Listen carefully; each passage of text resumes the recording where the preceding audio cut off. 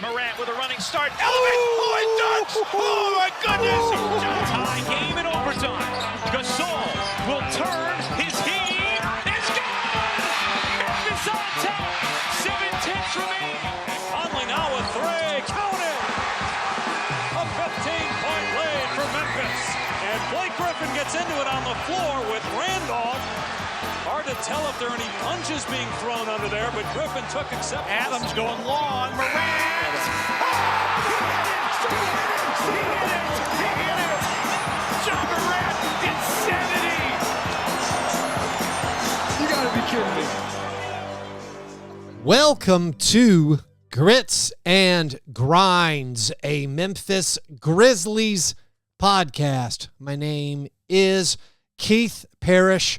The Grizzlies have concluded their summer league. They wrapped things up in Las Vegas on Saturday. They had back-to-back games on Friday and Saturday night. On Friday, they played the Lakers and ran them out of the gym. They had all of their regular players back and available. So it was Gilliard and Roddy and Vince Williams Jr. returning from injury, plus LaRavia and Kenneth Lofton Jr. And then on Saturday night, they wrapped it up by getting blown out by the Suns. That one involved lots of the deep cut players playing, and now the Grizzlies are done. And we have no basketball basically until FIBA. I mean, FIBA's going to be cool. You got Jaren on Team USA. You got Santi on the Spanish team. And you have Dylan, who looks like he's going to make the Canadian team or be named to the Canadian final roster for the FIBA World Cup. So that'll be cool. That'll be end of August, early September. And then we have nothing until training camp. So wrapping up our Summer League basketball, I guess I'll give an overview of what I saw and observed from the players there. I think the Grizzlies' Summer League MVP has got to be Kenneth Lofton Jr. Jr. was dominant in this Summer League. I think he has a good chance of making second team All-Summer League maybe for Vegas. It might be a little bit hard for him to make one of the All-Summer League teams, frankly, because the Grizzlies team just wasn't that interesting, and it wasn't really a big draw for the media there, the media who are going to be picking the Summer League teams.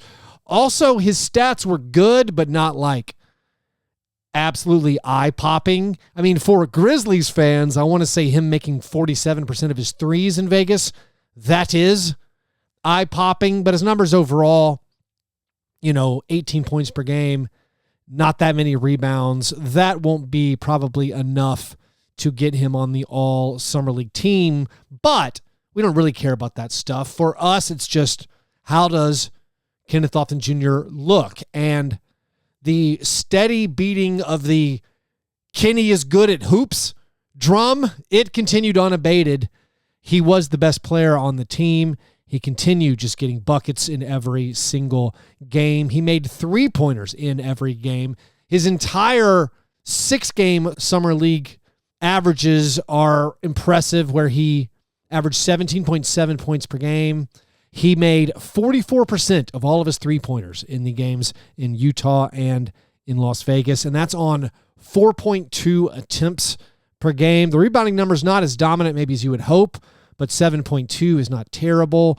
He did share the ball with 2.5 assists per game. The turnovers were a little bit high, but we saw a lot from Junior. We saw him, I think, earn his way into an opportunity, and it's going to be hard to overcome the defense of Xavier Tillman ahead of him in the rotation. It's going to be hard to overcome Santi Aldama, who has a big head start, but I certainly saw enough where I'm excited about seeing what he can do in actual NBA games with the post scoring combined with that three-point shooting now.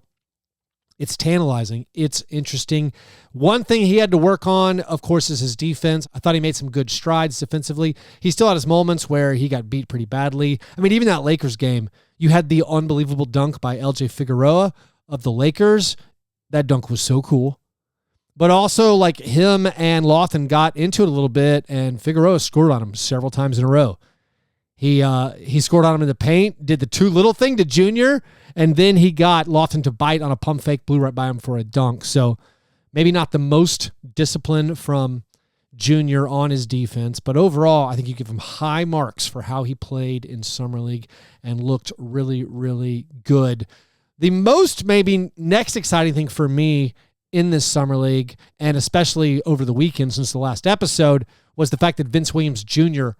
played again. I thought maybe he would be done for Summer League after apparently injuring his leg in an earlier game. He came back, looked great once again. The Summer Grizzlies were undefeated when Vince Williams Jr. played.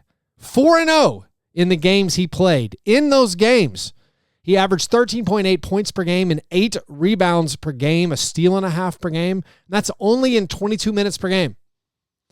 His per 36 averages, is it ridiculous to do per 36 averages in Summer League? Yes, it is. I'm going to do it anyway. Vince Williams Jr.'s per 36 averages in Summer League, 22 points, 13 rebounds, 2.4 steals.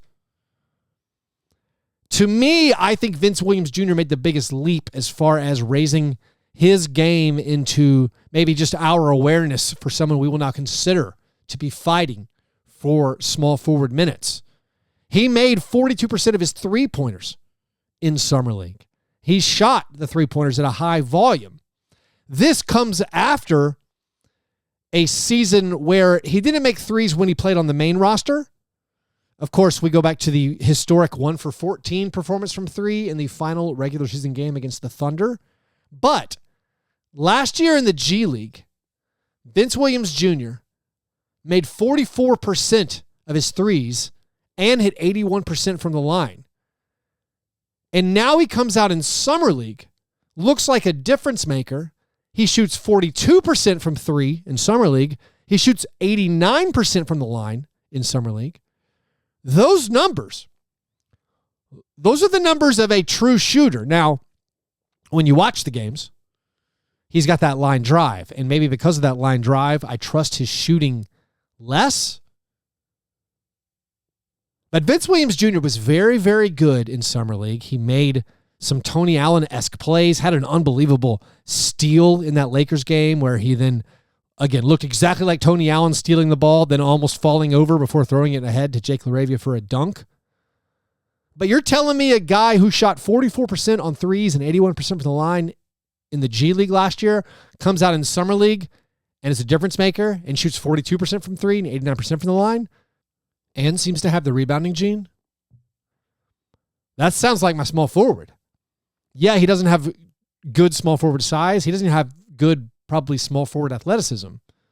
But Vince Williams Jr. was eye-opening for me, at least, in Summer League, and now I think has thrust himself into the conversation for minutes. Now, the guys he's competing with, we know. We talked about it a lot. Zaire Williams going to be competing for some of those minutes. Luke Kennard is probably going to be competing for a lot of those minutes. Like, Luke is going to play a lot of minutes. The Grizzlies are going to play three-guard lineups all season. Even when Ja Morant's suspended, we're going to play Luke, Desmond, and Marcus Smart together. So he's going to be in conversation for being that fifth starter. But beyond Luke, beyond Zaire, beyond John Conchar, you had these guys on the Summer League team, Vince Williams Jr., Jake LaRavia, and David Roddy competing for minutes. And of those three, I think Vince Williams Jr. was as good as anyone. Now, I think maybe next best was Jake LaRavia. Jake LaRavia had a big game against the Lakers. He'd also had a big game before that in the loss against the Clippers. He showed that he could score at every level in Summer League. He could get to the rim. He did a little bit from the mid-range. He was getting past defenders, no problem. He was getting to the foul line. Now, whether that transfers or translates into real NBA performance, I don't know. Will he be a multi-level scorer in the regular season? I doubt it. But maybe if he does have the knack of drawing fouls, if he continues showing his strong defensive play, I mean, he's a jack of all trades, like a utility tool where he can guard a lot, he can use his size. He's a three-point threat. Now, the three-point stroke, still a little bit of a question mark. We keep saying, I think a lot of people are saying it, like if LaRavia just made a handful more threes, his numbers would be spectacular. But he doesn't, and he hasn't yet. He shot 34% from three as a rookie. Last year in the G League, he shot 36% from three, a much larger volume than like Vince Williams Jr. took in the G League. But LaRavia is thought of as a shooter. He just hasn't totally demonstrated that yet. And I think it's funny. I feel like most people were always like, oh, we gotta encourage Jake to shoot more. Do we? Like maybe he's more of a low volume 3-point shooter. Maybe he can do that with more accuracy. There is inherent value in guys just shooting 3-pointers and making players guard you and spacing the court. And that's what LaRavia provides. But he has yet to show that he is a high volume, accurate 3-point shooter. Maybe there's some of that where we just pencil him in because like he's just a white guy who we assume, all right, that guy's a shooter. But he shot 36% in the G League last year. In Summer League, he shot 32% from three. Maybe that's where he's at. He's like a mid-30s 3-point shooter. Now, he's shown enough, I think, defensively, playmaking-wise, scoring at multiple levels, that, okay, he can still be useful. And maybe you'd even favor him over David Roddy because of the floor spacing. David Roddy shot 30% from three last year and in Summer League could not find the 3-point stroke. He made a couple against the Lakers. I think Roddy's game against the Lakers might have been his best game of all of Summer League. I mean, it's either that one or the first game against the Sixers in Utah. Roddy was decisive on Friday night against the Lakers, scored a bunch of points, driving right at the rim, went right through some Lakers players. Colin Castleton could not stop him. I loved seeing Roddy not settling. He scored a total of 21 points in that game. But I do think when we consider what we were hoping for, that among LaRavia and Vince Williams Jr. and Roddy was the least impressive, maybe just expectations. He contributed the most by far last year on the Grizzlies. He played in the playoffs for the Grizzlies last year, so we were hoping for some kind of second-year leap. I don't think it really happened. He did do a pretty good job of playmaking. He was second on the team in assists per game. He averaged 3.5 assists per game. But I think if we did like the generic Summer League grades thing, we'd give him like a C or a C- or something. Just, he was underwhelming based on what we were hoping for. I don't think he really asserted himself to a degree where we'd be like, oh, wow, he really popped in Summer League. He was just like, yeah, he's okay. He's David Roddy. He has physical gifts. He can get to the rim a lot. But also we saw games where he tried to get to the rim against bigger teams. You remember the Thunder game in Utah. He really struggled at that. And then combining with, shooting 26% from three in Summer League, and thus I think we're less impressed with Roddy. I think LaRavia did a fine job this Summer League. Vince Williams Jr. really raised himself, in my estimation, with that performance. And then, of course, Kenneth Lofton Jr. Those are the main four players I think we were watching, and Lofton did a lot, continues to develop very, very nicely, and going to cause the coaching staff to have some hard decisions to make in training camp, I think. Now, maybe the next most exciting player, or the player that we are the most interested in, is Gigi Jackson, the 18-year-old rookie. His overall Summer League, yeah, there were a lot of kind of groan-inducing mistakes, but I think he showed a lot. And he put together a package of moves and shots that's very, very impressive. And I thought he slotted in nicely as a low-usage guy. I think that's something people were keeping an eye on. Could he go into like more of a role player role after coming out as such a high recruit and being the main guy for his team in college? And he did hit some three-pointers. I mean, it was up and down. It seemed like he did better when he was like the low-usage role. Like when he was a starter, I mean, those games were pretty ugly. Yeah, he did that 23-point game against the Jazz, but generally, I think we can be encouraged by some of those three-pointers going in.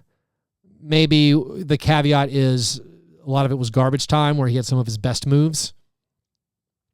But as an 18-year-old, as the 45th pick in the draft, it's basically a free roll if he turns out to be any good. And I think he showed a lot of promise between the offensive moves, the three-point shot, which was, it came and went, but like made 32% of his threes in Summer League.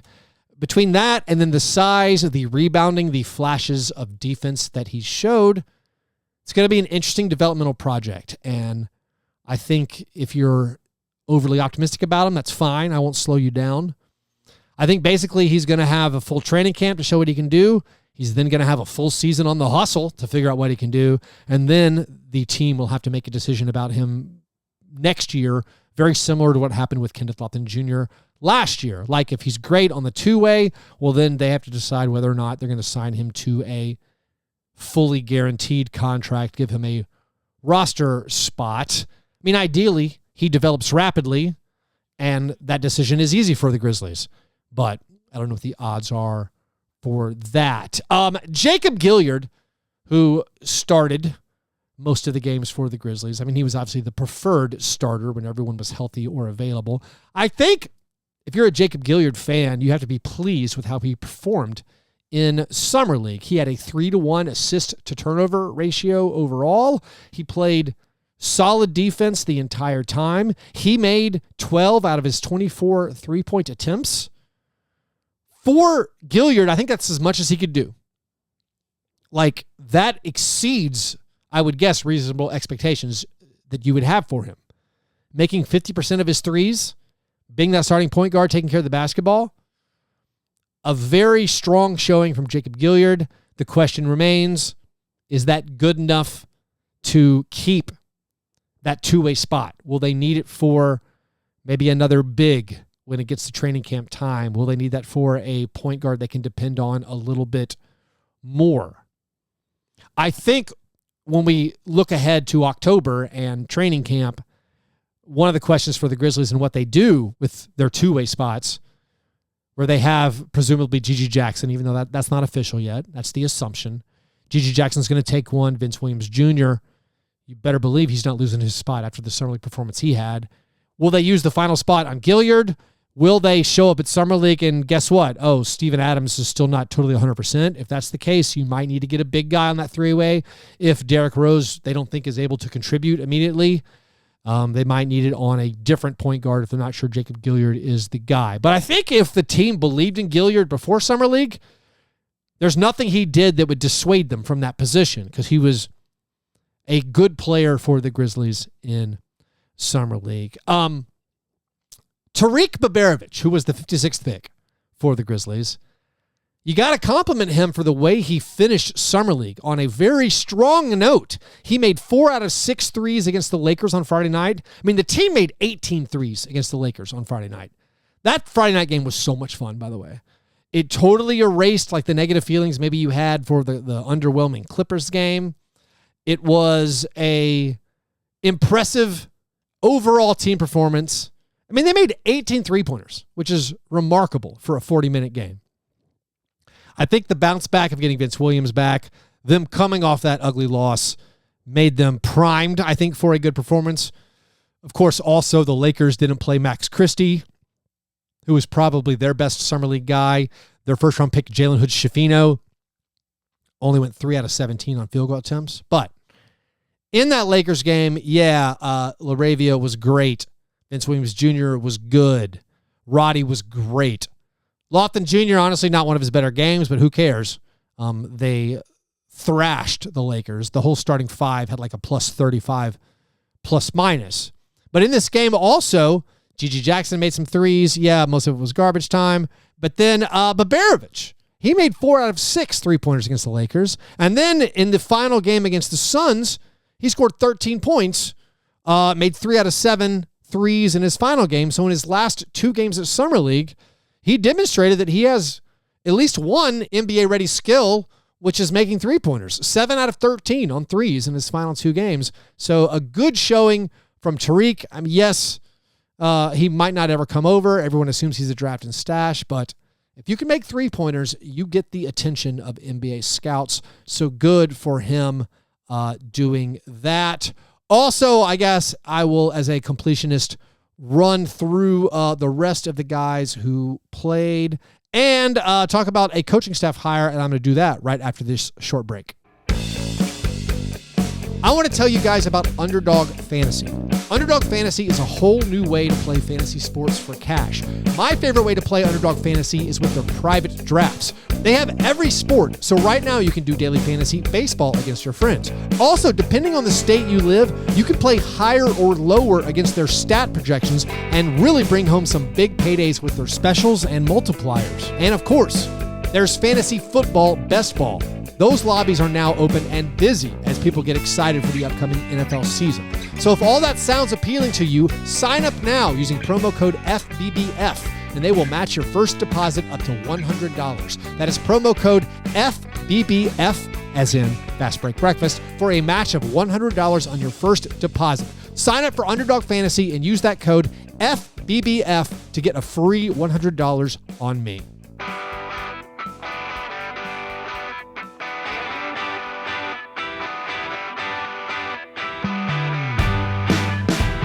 All right, the remaining players for Summer League, I haven't given these guys a lot of love on the show, and I'll be honest, I'm not going to give them a lot of love right now. But as a completionist, I will tell you some of the things that they did. First of all, Matthew Hurt. I think Matthew Hurt, he put a lot of good stuff on tape.